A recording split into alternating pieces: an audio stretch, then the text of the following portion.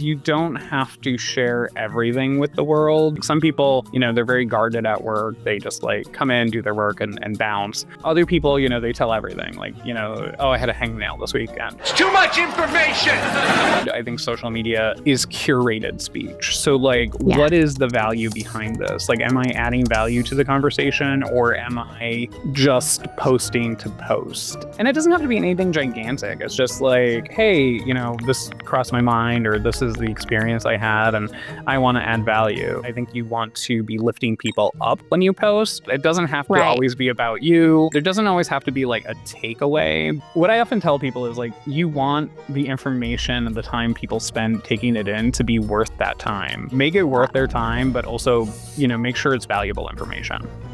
Social media is the backbone of content sharing. And in that space, no platform has carved itself more of a perfect niche than LinkedIn. Over the years, it has become essential in expanding your personal network, leveling up your career trajectory, and finding new business opportunities. But how do you master the platform to stand out in the hyper-competitive business world at a time of unprecedented rapid change and uncertainty? Today's guest, Andrew Seaman, editor-at-large for jobs and career development at LinkedIn News and host of the Get Hired podcast, is here to give us a deep dive on how to master the platform and fuel your growth. With over 7 years of experience at LinkedIn, spending time speaking directly to some of the world's top business leaders, there is no one better to learn from. He walks us through everything from setting up the ideal profile to telling your story online versus at work to networking strategically. By the end of this episode, you'll know how to leverage LinkedIn and stand out in a sea of competition so you can make the right moves confidently. This is episode 14 of Tiffany's podcast.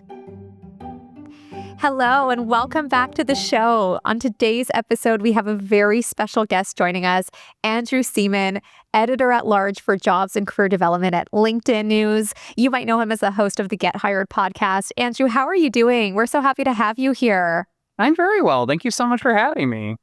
Yeah, absolutely. And it's so fun because it feels like I saw you not too long ago. I was so happy to have you join us at our recent event in New York. And I'm curious, when we were doing your fireside chat together, what was one of your biggest takeaways from that chat? Honestly, what struck me is how good the questions were from your attendees, because obviously when you do those sessions, there's a lot of questions that get asked about resumes, cover letters, and everything like that. But your attendees really went deep and asked some really good, like, probing questions. So I really enjoyed that because, like, it showed that they were super engaged, that they were going beyond just like the surface level. So that's what actually struck me from the whole experience. Oh, I love hearing that. I know it was a really dynamic room, incredible women there ready to level up. And I know they so appreciated all the insights that you shared, Andrew, which is so timely with today's episode, because I think we're going to be pulling on a lot of these strings together. And I think it's fair to say that there's a lot happening in the job market today, and a lot are looking towards LinkedIn for, guidance and insights of how to position themselves best. So perhaps from your vantage point at LinkedIn News, what would you say are some of the biggest hiring trends you're seeing right now that candidates really need to be aware of? First and foremost, I think what everyone needs to know, and they probably know, is that it's a really tough hiring market right now for job seekers. We saw a little bit of a rebound earlier this year in our data, but then when it came around to March, we saw in a lot of the larger economies like Brazil, the US, and the UK, we actually started dipping again with the hiring rate. So we're not sure, obviously, if this is like a trend that we're going to see, or if it's just a blip and maybe hiring will recover. Obviously, there's a lot of moving pieces in the economy. And then, looking even more globally, like the Netherlands, Singapore, Canada, Mexico, they had sort of stable hiring rates. But even when you zoom out and look at the full labor market picture, for everyone, pretty much the hiring landscape is just way down from where it was, let's say, pre-pandemic levels. So, not necessarily pre-pandemic levels, but even a few years ago. And then, we're still seeing, I think, a lot of weakness in professional services areas. So like that's sales, operations, legal. But healthcare, I think, as a lot of people know, is usually a bright spot. So. Okay, that's really helpful to know. I love that you've got this kind of global landscape too of just seeing where some of those patterns might be happening. But I'm glad that we're bringing more attention to this because it's often coming up even in the work that we do with our clients of wanting to move towards different opportunities, sometimes bigger opportunities. And it's just kind of a question of timing or strategy.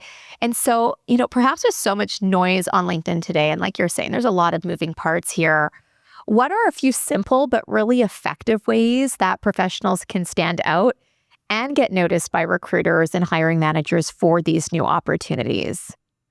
I think the first thing that people really need to do more than really they ever have is know the landscape. So, know what the labor market is doing, know where there is demand, and also, and I know this is going to sound like noise to a lot of people, but know exactly how AI is affecting your industry or your role.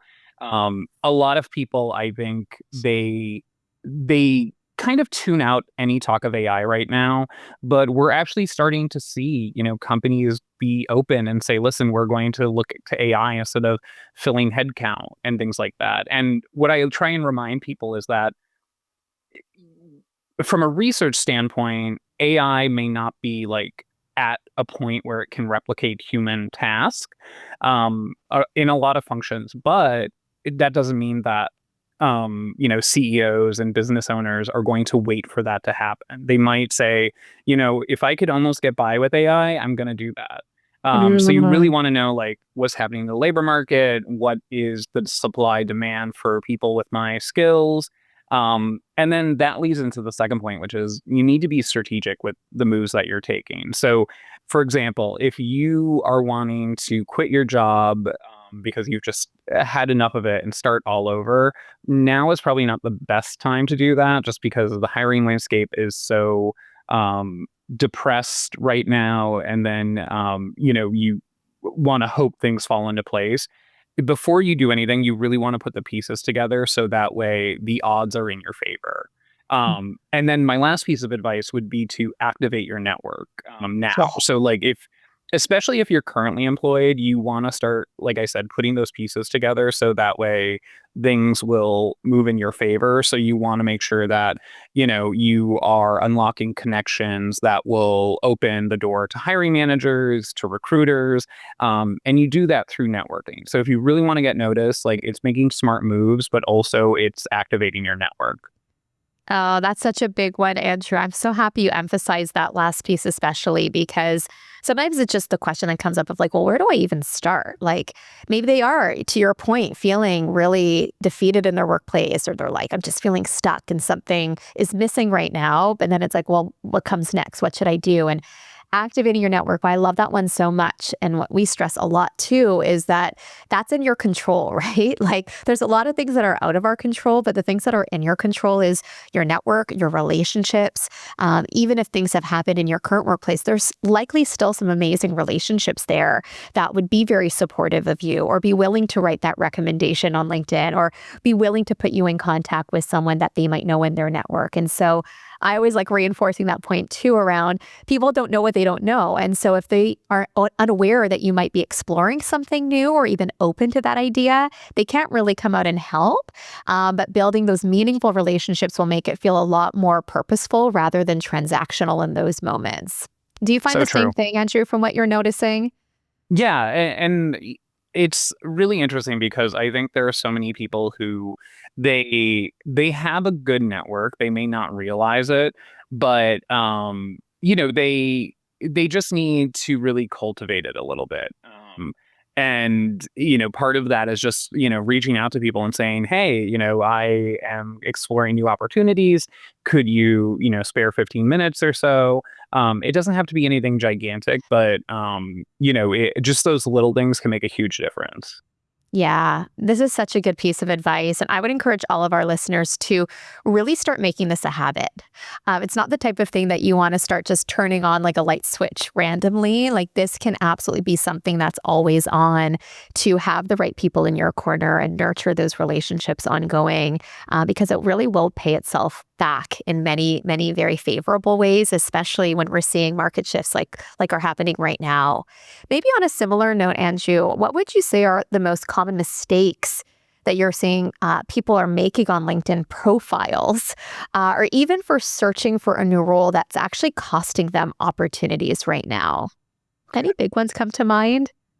I think the first one, there's two that I would say. The first one is that I think people tend to have very generic LinkedIn profiles. So they just basically, put their picture up there. They'll, might put the open to work banner. They'll have a basic about me section, but their LinkedIn doesn't tell a story. And I think really every piece of your job search material, whether it's your LinkedIn, whether it's your resume, should really coalesce around one specific narrative that you want to tell hiring managers and recruiters.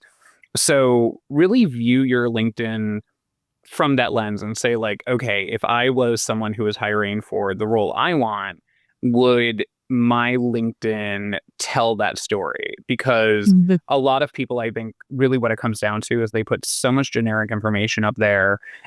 It could apply to like 1,000 different roles in 100 different industries. And what I often remind people is like the law of supply and demand is like, there's a lot of people who can do a lot of different things, but there's a few people who can do a few things very well.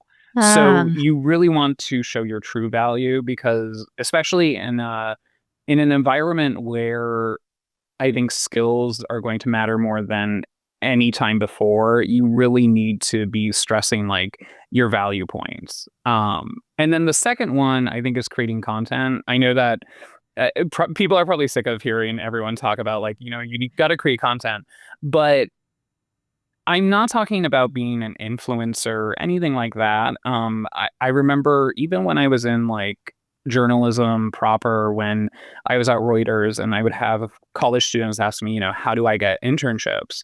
And I would always tell them, go where your people are and start creating content and engage with them like their peers. So don't think you're superior to them or anything like that. But if they write a story that's really thought provoking, or you really mm, admired how they did the sourcing or something, um, highlight that and, pass it along.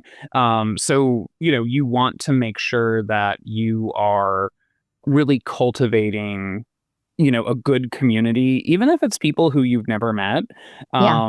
You just want to create content. And the way I often think about it is it's like starting the job interview before you even walk into the room, because when they look at your LinkedIn profile, they could say, oh, I see that this person is super thoughtful. I see that they stay on top of industry movements or professional Yes. news. So like if you work in operations and there's even like a listicle that says, here are the best software for, a specific function or something like that. You can just put up something that says, I'm really interested in this list. However, I would say this software should actually be number one because in my experience, X, Y, and Z. It could be Yeah. something as simple as that. You're not trying to be an influencer. You're just trying to add to the conversation with some value. And I think that really captures people attention. And the way LinkedIn works, what I often tell people is like, don't worry about any guys or anything that says like, this gets you like 5% more likes or something like that, because that's not really how it works. But the way it is designed is to help get the right knowledge to the right people. So trust LinkedIn to do that and just focus on giving really good knowledge. Uh, this is so valuable and true. I can't emphasize that enough. I love that this is something you're really calling out as a differentiator for folks as well. Because I think one question I get often, even in those that we're serving and supporting in their careers, is when they're actively working and they want to start doing more of that content. They're a little bit concerned at times of, well, will this kind of flag something to my employer? Is this going to raise some eyeballs? And the way I always say it, I like, well, these are things that you really care about, or these are areas of expertise that you're building in your career. Your company doesn't own that. Like, you're your own person. And if you can, as you said, Angie, like, add to the conversation, share what's working for you, and of course, not share anything confidential. Yeah. That's a great way of building your brand online and your visibility and showing that you have a stand consultants on subjects that really interest you. And so I love that you really broke that down. I think that's going to encourage a lot of our listeners for this episode of, oh, maybe I never really thought of doing it like that. Or these are some good ways I could get started to just start getting my feet wet on the content side, not with the intention of becoming an influencer, but more so of just building your brand and your voice a little bit more proactively on your terms. Yeah, and I Yeah. think I've talked to people, even like people who are interns who were creating content around what they were doing. You have to do it intelligently. So, like, if you are going to share things about your employer, you should be well versed in what you can and cannot share. Like, Yes. at LinkedIn, there are like, before I share a stat or something, I'm often going to like our internal little list that says like, okay, can I share that or something? So you do need to be, proactive if you're going to share internal stuff. But, if you're just talking broadly about your profession or anything like that, I think, go for it. And Yeah. especially, I think it helps employers showcase like, hey, we've recruited and hired really great people. These are the people who you'll find inside our company. And like I said, I've talked to interns and people like that who do that. And actually, companies sometimes will take notice and like give those people special attention because they're Mm. such good ambassadors for the employer and the brand externally. Yes. Yes. It's almost like free publicity, Yeah. where and as an employer, it shows that you're really empowering your teams to do that. And it's not this rigid culture where you don't want them to say anything. And it's just a better reflection of how you lead your teams and how you guide them and give them that sense of freedom and permission to do that kind of thing too. I love that. Maybe when it comes to career growth, do you see, Andrew, like any major differences in strategy between landing an internal promotion versus landing a new external opportunity? Honestly, it depends. Obviously, I think you have a better chance of networking and pulling levers where you already are. Sometimes it doesn't feel like that. Like, I know I've felt like that before at other employers where it just sort of you feel stuck. But then Mm. you start looking around and you're saying, like, okay, this is a larger organization than I really think. And then you find that one pathway to kind of a new beginning and you could really leverage that. The external one, I think it's interesting. It can be incredibly rewarding, especially when it comes to pay. Obviously, a lot of people look for external moves when they're looking to do like a big pay bump. But it is risky, and especially in an environment like this, it's sort of the odds switch. So in a really good market, like moving from employer to employer, when you see people like, quote unquote job hop, you could say like, oh wow, they're really increasing their salary. But in a market like this where hiring isn't great and there's that worry that, oh, maybe we're going to fall into a recession, a Mm. lot of companies still operate under the idea last in, first out, which means that the more recently you were hired, the more likely you will get laid off. So, it is a bigger risk right now. And also, I don't know how much you will increase your Mm. salary if you're looking for an external jump. So it is really that's where that strategic part comes into play where you have to say like, Yeah. okay, is it better to stay where I am and maybe get a small pay bump with a little bit more responsibility internally or maybe just like shake up my job altogether?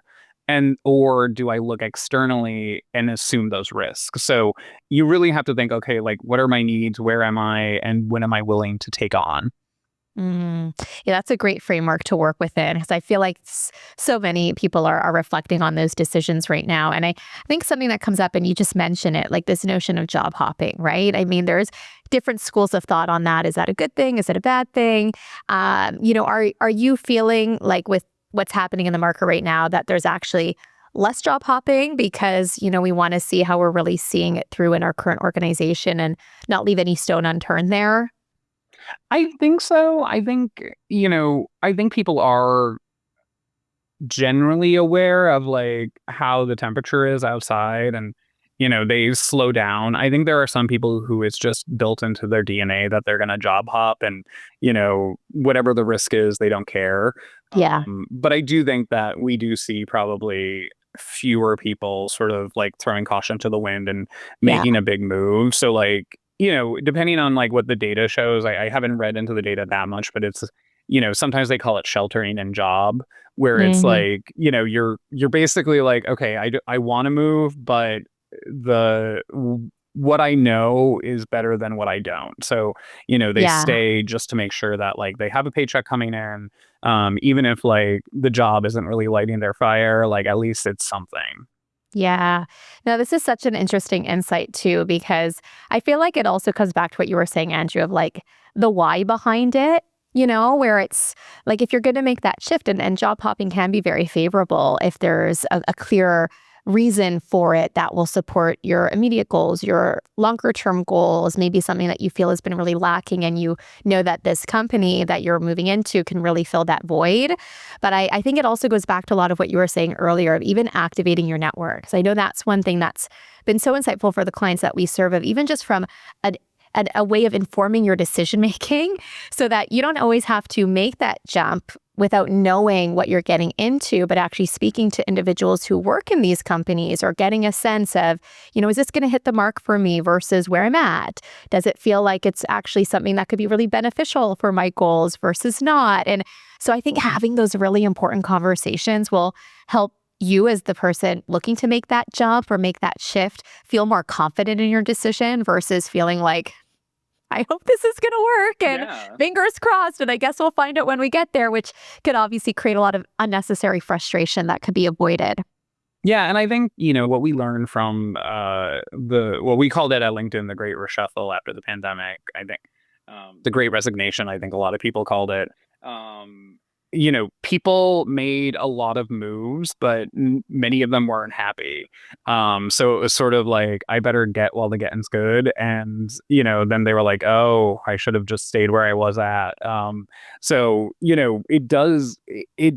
it's not as simple as just like picking up and moving to a different employer. Like there are a lot of factors that determine whether you're happy or content in the job. Yeah. And so it's not just about pay, and it's not, I think a lot of people after the pandemic thought they could divorce the employer from the job. So sort of like, if I'm an accountant at company A, I'm an accountant at company B, but company B pays more.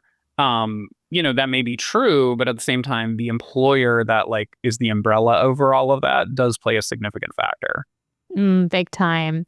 Yeah. And I would even encourage, our listeners to have the conversations internally, because we've seen this happen a lot with our own clients that have done like complete turnarounds in their companies where they felt initially, I don't know if there's an opportunity for me here. I feel like I've hit a little bit of a stall.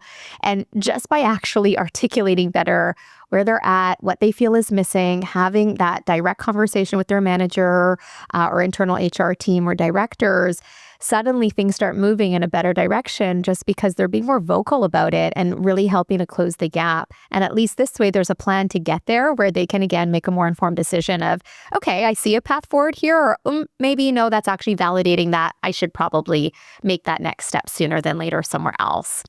Yeah. You're getting me thinking too, Andrew, because we're talking a lot about, how someone can level up on LinkedIn and use this really strategically to explore new opportunities.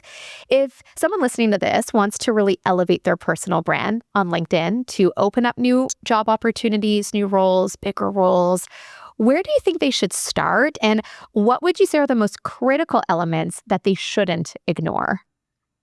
Um, Yeah. So obviously, like I said before, have a complete profile. I don't think a lot of people do that enough. So, you want to post a picture. You don't want to skip the about section or the headline sections.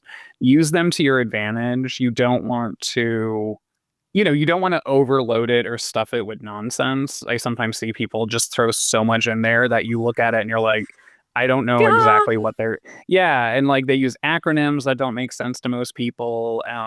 So you want to just have all that in there. And like I said, you want to have that cohesive narrative. Um, and then the other thing is like with the experience section, you really do want it to explain how well you did a job, not just what Mm, you did. And then the other thing that I think a lot of people neglect is the featured section. So that's a section on your profile where you can like post, maybe you were in an article about some charity work you did, or maybe you were on a podcast talking about your company or something. You can highlight all of those on your profile. Or if you're like a graphic designer or content creator, you can include samples of your work there and link out to Mm. it. And then there is an option to add a section for charity work and like volunteer work. And people sometimes they're like, does that really make a difference? And it's it does a little bit because I know that there was a study several years ago, this was before the pandemic, on US veterans. And essentially what they found is that US veterans were sort of penalized for their military experience depending on the Mm. work they were applying for. So if it was a very sort of like empathetic role where like maybe you're going to be working with people or something like that instead of process oriented, they were more likely to be overlooked. But then when they added something on their profile that said, they volunteered at a animal shelter or something, that bias actually went away. So I'm not saying like it's Mm. good that there's a bias or anything, but volunteer work can show like, oh, if you have always been like in certain types of roles or accounting, like it can give an employer a more rounded perception of you. So I would say like really just use it completely to your advantage because what I often sort of tell people is like, your resume tells a very sort of narrow view of who you are. Mm. And your LinkedIn profile kind of gives people a more holistic image of you. So you can say, oh, I am sort of a leader in my, um, you know, um, you could say that I'm a leader in the Black inclusion group or something at my employer, or you can show that maybe you do hackathons at work or like to solve different problems. So things that maybe don't fit traditionally on a resume, you can showcase that and really tell a cohesive story. Mm, yeah, that's the word, Andrea. I'm so happy you're emphasizing that this notion of almost storytelling on your LinkedIn profile, right? The resume can feel very like hard fact driven in terms of your accolades and track record, whereas LinkedIn just brings so much more color to it and more personality to it as well. And I'm so glad that you called out like the featured section because I totally agree. I think that's one that's really underutilized of how you could almost bring to life some of the things that set you apart or that you're proud of or just ways that are much more visually appealing when someone is coming to your profile and wanting to get to know you a little bit better. So those are some really good pointers. I'm so glad that you really walked through that in a little bit more detail. And I'm a big fan of your work, Andrew, as you know. I know you've spoken, you're so welcome. I know you've spoken with really top leaders across industries.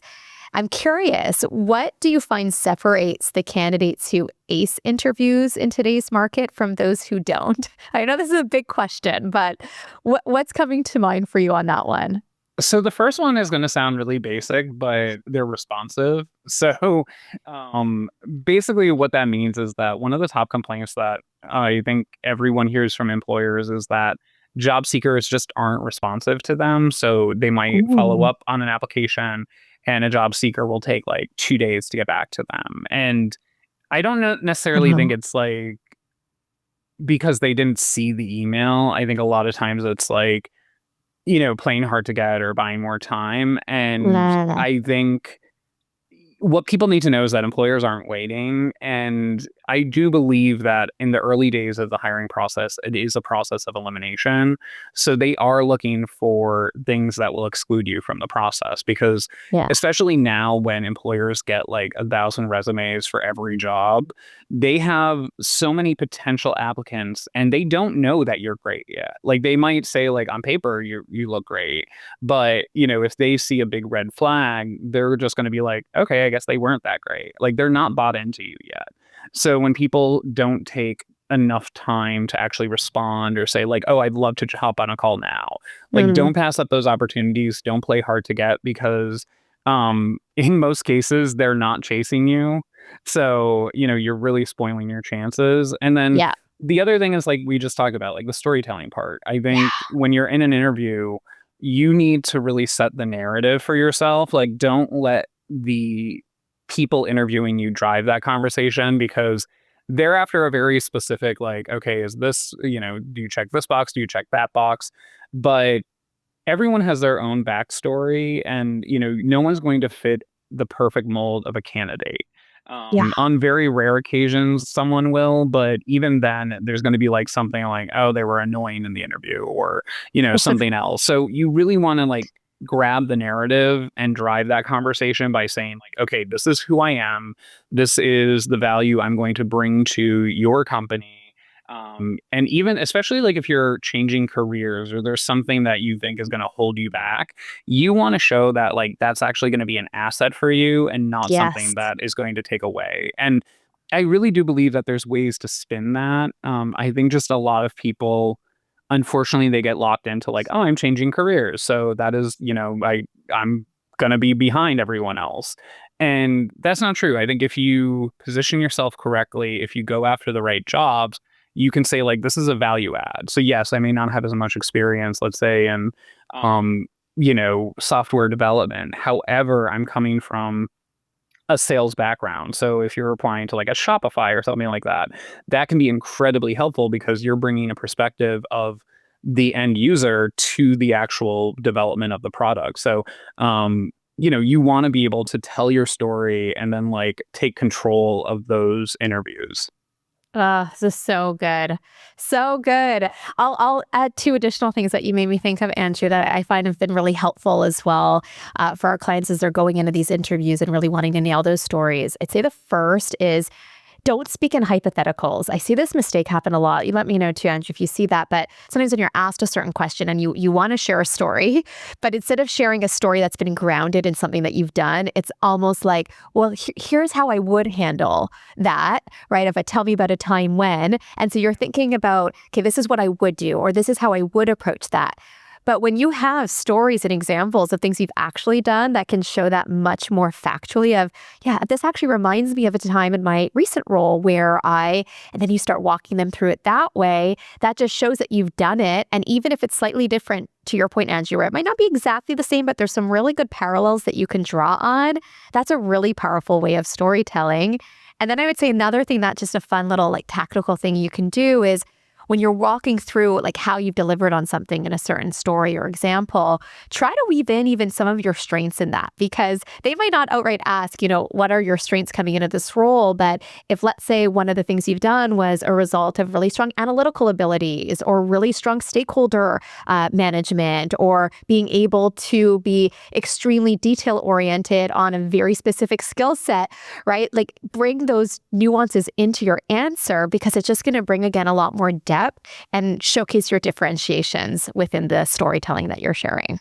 Yeah, Yeah. and I think also, the one of the best ways I think I've heard about preparing for an interview, and I think there are a lot of different methods. Obviously, there's the star, there's whatever, but Matt Abrahams, who's a Yes. business professor at Stanford, one of the things he talks about is sort of preparing themes ahead of your interview.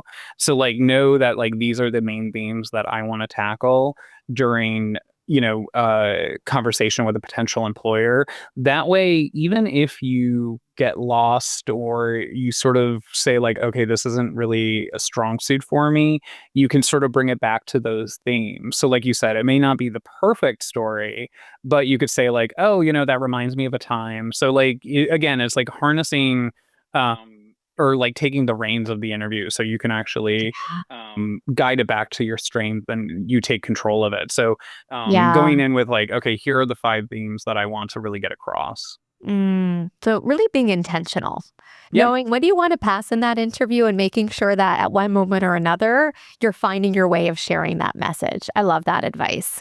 Are there any other key trends that you're seeing, Andrew, when it comes to how teams are hiring top talent? Like anything they're emphasizing a lot right now? I think people who are not afraid of change, or at least they're willing to show that they can grow and adapt, Mm, because I think every business right now is sort of like, it's almost like they're holding their breath about like how are things changing, whether it's like macroeconomic trends or technology. So I don't think it behooves any employer to bring on people who sort of show that they're very rigid or inflexible. So you want to show like, hey, maybe I made a career change, 5 years ago. I think, play that up and show like, I can really adapt to a situation. I can learn. I'm willing to grow with this role.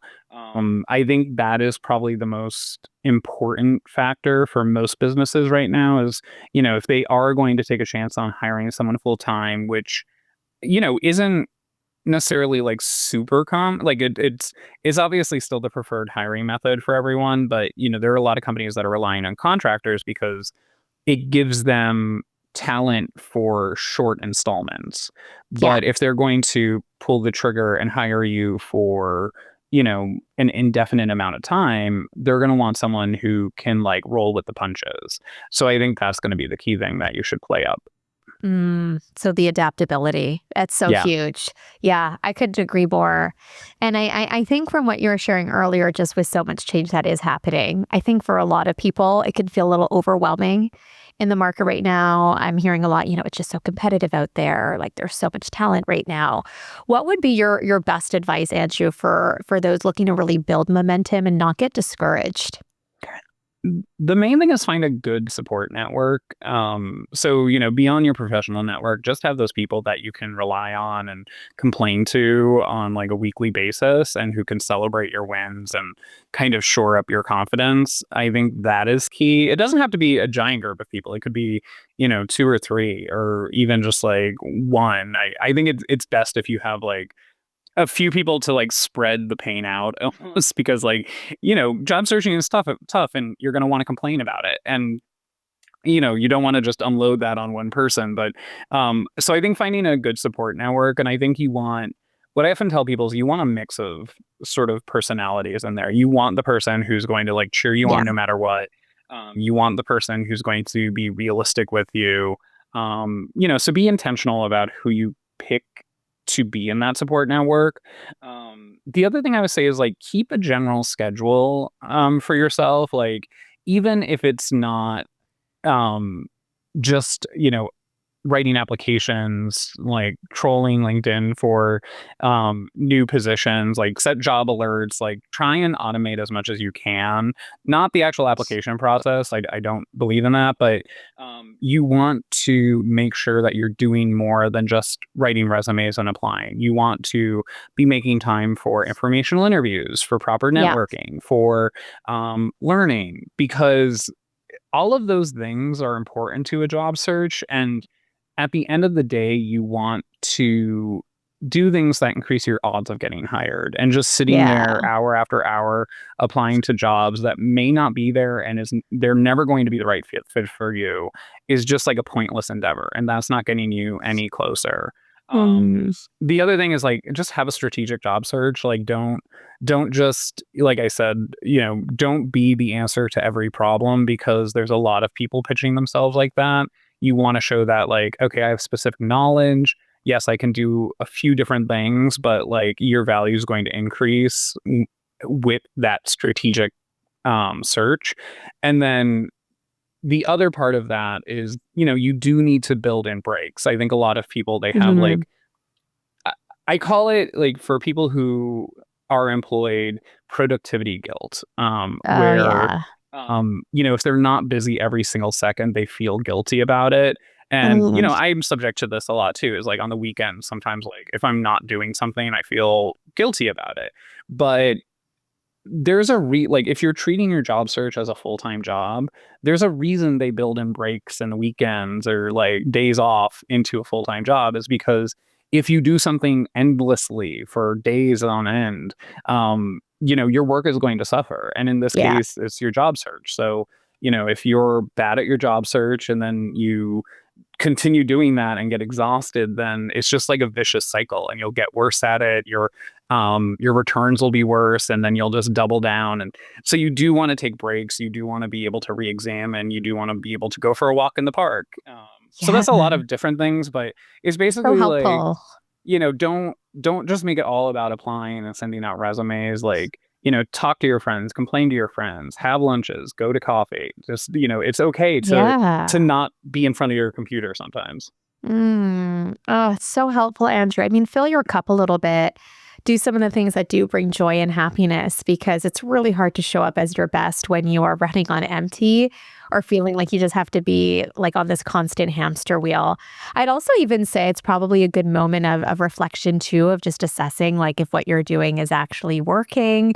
Maybe if you've been spending a lot of your time and energy on one focus area of landing a new role and you're like, you know what, like something's not jiving here. This isn't really building the traction. Instead of just doing the same thing the next day and the next day and the next day, just taking that zoom out moment to be like, maybe this is actually something I should like pause on, because that could actually allow you to show up so much more effectively after that by just realizing these are things you should probably forego or do less of. For example, doing more networking or having more of those conversations where you might be getting in touch with people who are making the decisions around internal hiring, and maybe building advocates or referrals that can serve you really well, not just now, but for future opportunities also down the line. So I love how you've really broken that down. I think that's probably what many people need to hear, and a good refresh of where to put our time and energy in those moments. Yeah, Yeah. and I think the one thing that I sometimes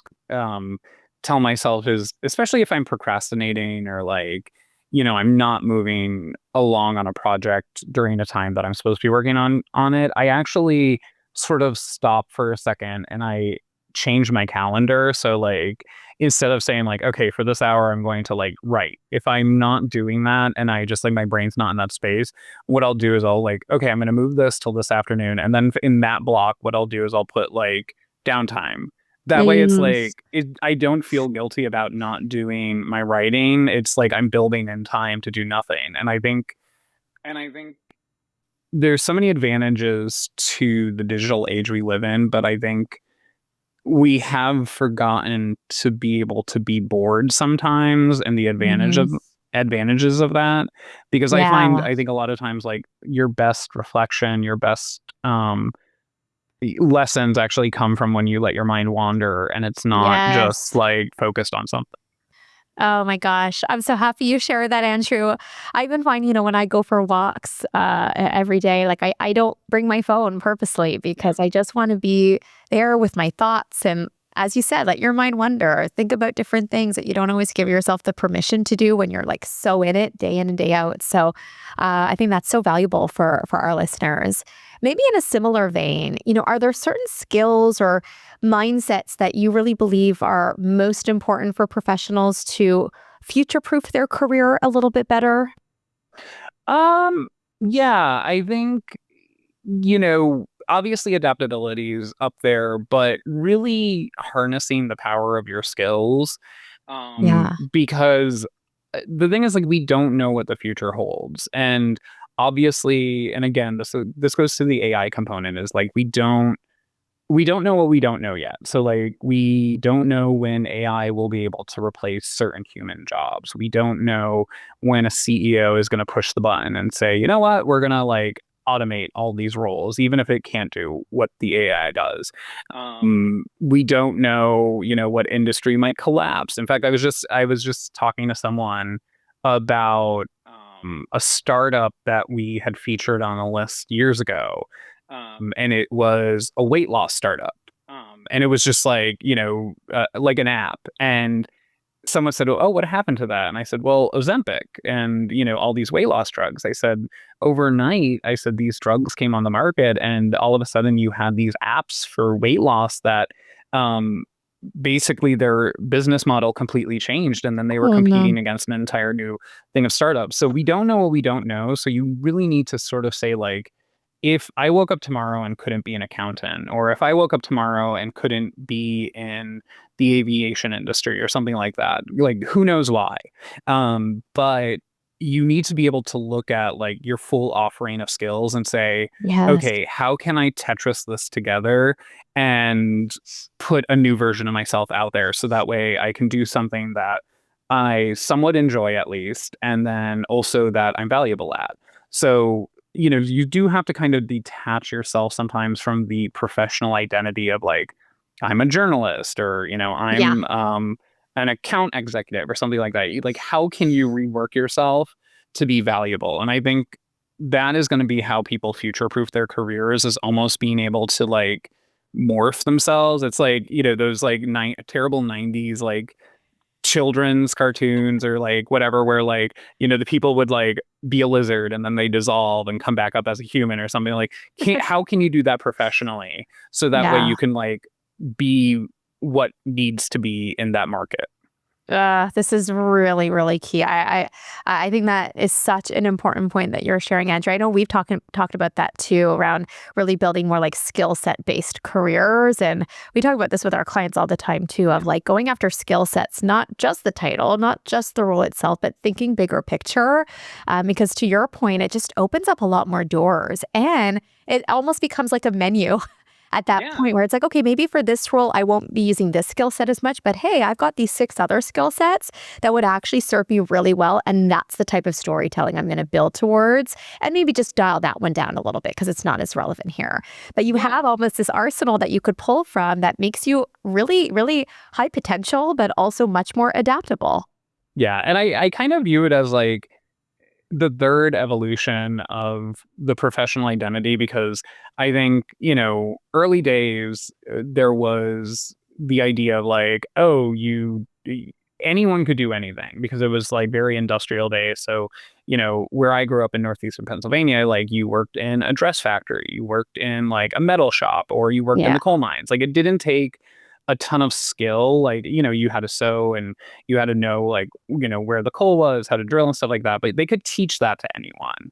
And then we became super specialized where it was like, you started working in businesses where people were doctors, they were lawyers, they were teachers. And then now I think we're heading into like the third evolution of that, where it's like you can do many things, but it's like the hybrid version of being super specialized, but also like fitting the needs to where you are. So people are still specialized, but they're going to go into that environment where they're like, oh, you have this problem, I can do that for you. Yeah. Yeah, big time. That's so helpful. I know you've also seen a lot of different success stories on LinkedIn, Andrew, over the years. What would you say is like an underrated strategy for networking effectively that people often overlook? Honestly, it's being genuine. And I know that sounds like Yeah. super elementary, but so many people are really bad at networking because they know the process. They know, like, I reach out to A, and then hopefully they'll get me to person B or they'll get me a referral. But people tend to have a really good smell test for like someone who's not genuine. And then on top of that, I think sometimes people are like always wondering, like, okay, what's this person's angle? What is this Mhm. person's, what do they want from me? Um, so lead with a genuine interest in the people you're talking to. And if you can't find that, like if you can't muster like, oh, tell me your story or tell me what you're doing, um, is probably not a good idea to go into that conversation because that other person, they can probably know like, oh, this person just wants something from me. They're Mm. not interested in who I am. So a good example is like a few weeks ago, I got an email from someone that I had not heard from in like 3 years. And basically, it was a very much like, oh, we should get like coffee. By the way, I need this from you. Anyway, great The talking to worst. you. And I'm like, okay, well, I'm like, and they're still waiting for a response from me because I was like, I know that you're not actually interested in anything, and you just want Yeah. this thing from me. So it's like, I'm not playing into that because you're not being genuine. Like if you, like honestly, if someone was like, someone sent me an email that said like, hey, I thought this was really a great tool. I lost access to it. Would you be able to give that to me? Anyway, hope all is well. Like honestly, something like that would be like, oh sure, yeah, I'll engage with them. But if you're gonna make me read like 300 words about how wonderful your life's going and like you want to grab coffee, it's like, listen, you don't really want to grab coffee. It's a means to an end. Yeah, yeah, That yeah, is very one-sided, right? I know. It seems so obvious, and yet, this happens too often. I always like using the analogy, Andrew, of like being on a first date and literally having the other person ask them to marry you. Like it's just too strong, too Yeah. soon, and it's not building enough of that rapport. And especially if it's someone that, like in this case, someone that you might have known or that you hadn't touched base in a while. Like it's just such a perfect moment to reconnect, re-engage, show genuine interest in the other person first, because it will probably naturally unfold to where you want to go anyways, but it just doesn't feel forced. And like you Yeah. said, you read right through those moments. So I think that's a And great advice. yeah, and also like, it's fine to tell someone like, "Hey, I'm looking for work." And obviously people I think the counterpart point to this is like people saying, "Listen, I need help now. I need a job now." And honestly, it's like if someone had the perfect job for you, they probably would reach out. So it's one of those things where it's like it's tough to play the long game, but it may not be as long as you think. Like as long as you Yeah. tell people like you leave it with them and say like, "Hey, I'm obviously looking for a new opportunity. If anything pops up, let me know." But just don't put them on the spot. Don't give them like, "I need this referral." Um, you know, be smart about it because someone like you said, it's like asking for marriage on the first date. It turns someone off. It's just like it leaves a bad taste in their mouth. And then also like I think you know be proactive too. So like if you have a good relationship with someone, reach out to them and say like, "Hey, I saw this posted." I actually had someone the other day reach out and said, "Hey, I saw this posted on LinkedIn." And I told them I would look for roles for them. But then I was like, I didn't even see this. I did not know that we were hiring for this role. So I was like, thank you for letting me know.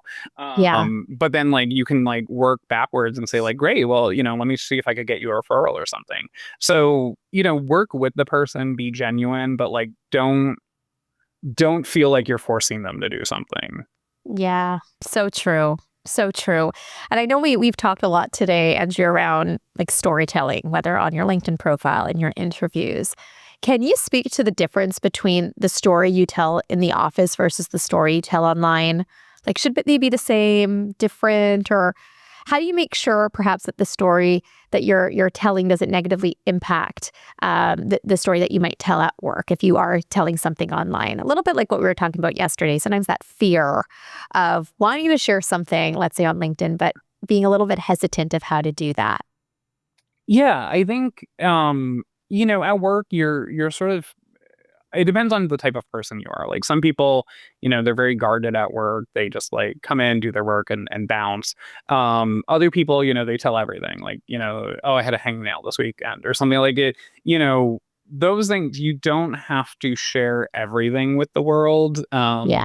So the way I always view social media and even like coming from like proper journalism, people sort of think like journalists, they're just like throwing everything out there. But good journalism, I think social media is curated speech. So like Yeah. what is the value behind this? Like am I adding value to the conversation or am I just posting to post? And I think a lot of people post to post. Like that's when you see like the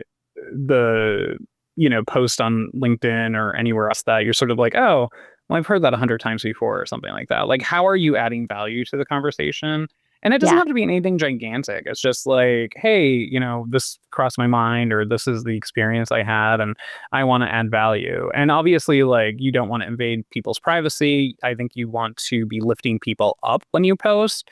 You don't want to be constantly, you know, going in for a fight because it's just, after a while it gets old. Like if that's your shtick, that's great for you, but you can only do that for so long. So you really want to be like lifting people up. You want to be adding value to the conversation. And like even yesterday, like, my cat was sick. So on LinkedIn, I posted like, by the way, I use this app and it saved me a ton of time, money, and anxiety. So, if anyone else can use it, like I just want to let you know. Oh, So like it could be just something as simple as that with value. Like a lot of people have pets, they might, not know this resources out there. yeah. Or it could be something as like big as, I want to, congratulate so and so because they finished a marathon or something like that. It doesn't have to Right. always be about you. There doesn't always have to be like a takeaway, but are you creating value with your conversation? I think that's the Yeah. difference because like in the office, I think, you could just be chatting with a friend, you could be going for the giggle or something like that, and that's fine too.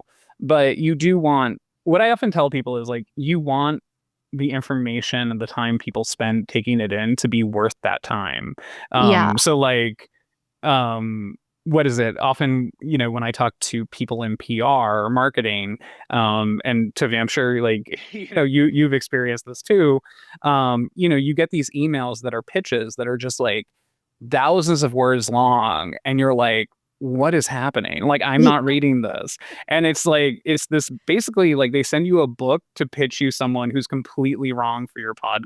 Oh, yeah. And you're just like, why would you spend what I assume is a lot of time writing this, only to send it to someone who would have to spend a ton of time reading it, only to find out like, hey, it's not right. So like, make it worth their time, but also, make sure it's valuable information.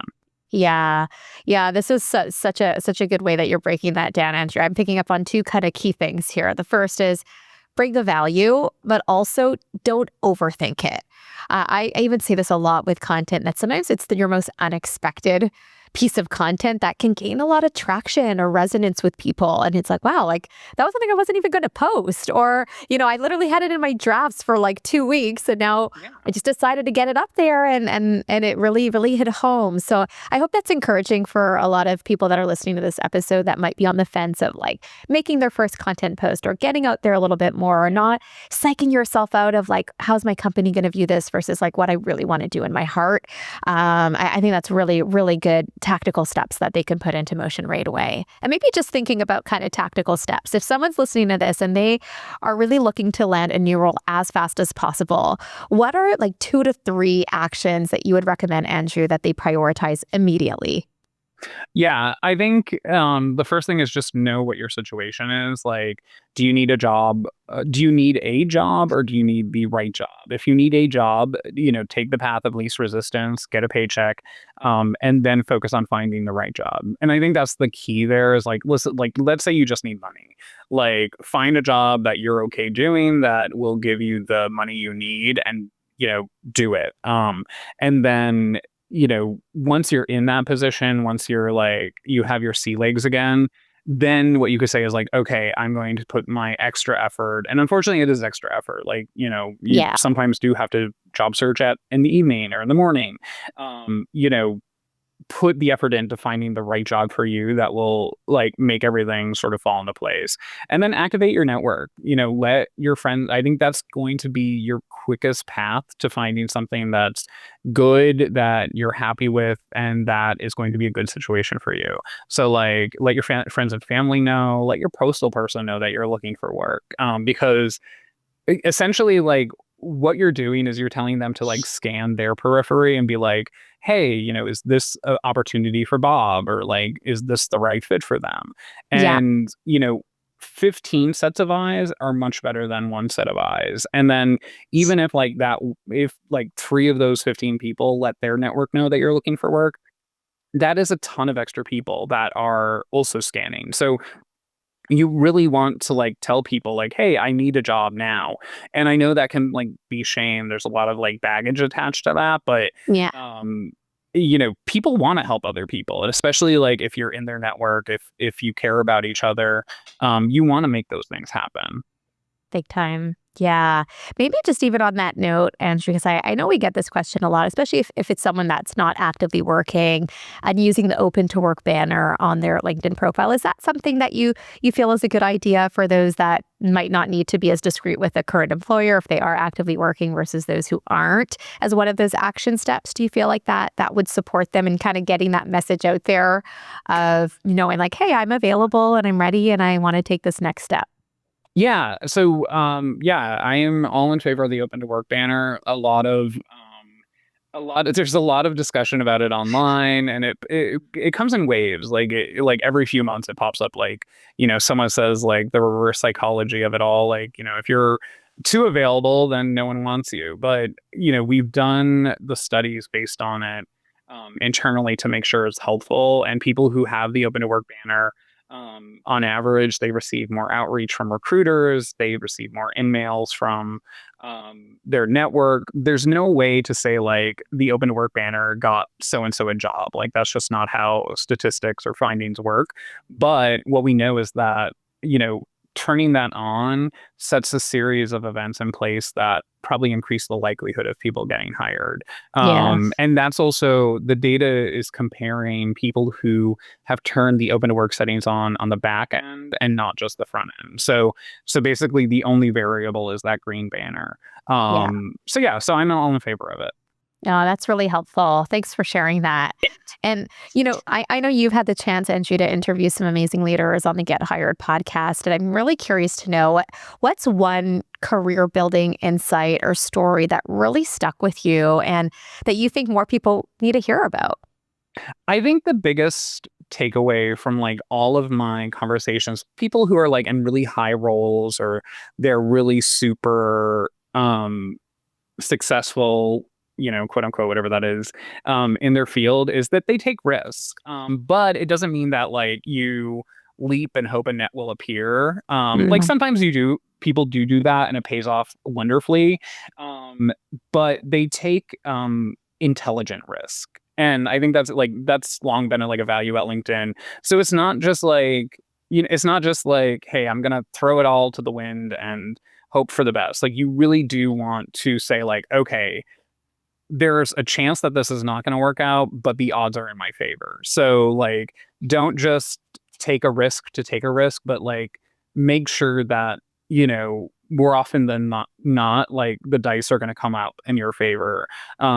So, don't be afraid of risk, but just do it strategically and intelligently. And like what I, what I often go back to, and it's not his quote, but when I was in grad school, I went to the school where they administered the Pulitzer Prizes, and the person at the time who administered those prizes was a guy named Sig Gisler. And it's not his quote, but it's who I attribute it to. He would always say, "Keep an open mind, but don't let your brain fall out." So like you want to, you want to be able to take risk. You want to be able to be like, "Hey, let's do something," but you also don't want to like completely, lose control of the situation. That's so helpful as I'm thinking about it too. So it could feel scary to take those risks, but it's often like, what's the downside too?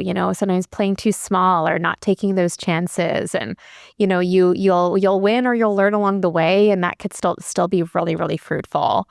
Maybe as we round out, Andrew, I know we've covered a lot in today's episode, but for anyone that might not be actively looking for a new role right now, but might have that in the back of their mind and wants to set themselves up for future growth opportunities, are there any other ways that you recommend using LinkedIn strategically to help them do that? Honestly, when it comes down to LinkedIn strategy, what I often tell people is like, it comes down to really three things: update your profile, create content, and engage with others. Like it's really that simple. And if there's like an overarching theme, it's like don't overthink it. Because I think a lot of people, they spend more brain power figuring out like what their strategy should be than just doing it. And that ends up, keeping them from actually doing it well or doing it in their own style. And like honestly, like doing it in your own style is what's going to make you break through. So Yeah. like Tiffany, you have your own style, and like I think we know so many other people that like they have their unique value proposition, and it's because they started posting and they were themselves, or they were genuine, or they knew exactly what made them special. If Yeah. you're just looking at other people and copying them, that's a dime a dozen. Like there are a lot of career coaches, there are a lot of job search strategists that I look at, and they've like adopted some weird like cookie cutter, like this is how I'm going to be successful on LinkedIn. And a lot of people see through that. So, just be yourself. Don't overthink it. Yeah, that's a great piece of advice to close this one out. And take action, like you said, take action. Don't be shy. Take those risks. Some good, inspirations as we round off this amazing conversation together, Andrew. I want to thank you so much for coming on the show today and sharing these invaluable insights with our community. I know they're going to be able to really action so much of what you've shared, and they probably will want to check in or reach out or maybe thank you for what you've shared in today's episode. What's the best place that they could find you? Yeah, so obviously LinkedIn's the best place to find me. So it's linkedin.com/in/Andrew M. Seaman. Amazing. And I know there's a lot of good takeaways from today's episode, everyone, but I would love to know what was your biggest one that you're taking away and ready to action after listening to this. So please don't be shy. Share in the comments below what really stood out to you, or hit me up over on social media. I'd love to know what really resonated. And of course, if you're at a point in your career where you are really ready to take that next level and land bigger roles, show up with confidence, and make some moves happen in a way that's really going to drive your growth forward in a bigger way, I would love to chat with you as well. You can definitely head over to my website, book a time to chat with me and my team, and we can see how we can support you further in that. And of course, be sure to subscribe to our channel. We have some amazing episodes coming your way, and we can't wait for you to catch all of them. Once again, Andrew, thank you so much for your amazing time and energy today. It's always such a pleasure to catch up and see what you've been up to, and wishing you a lot of continued success with everything in the pipeline for you at LinkedIn this year. Thank you. And same to you, Tiffany, and everyone listening. Thanks so much.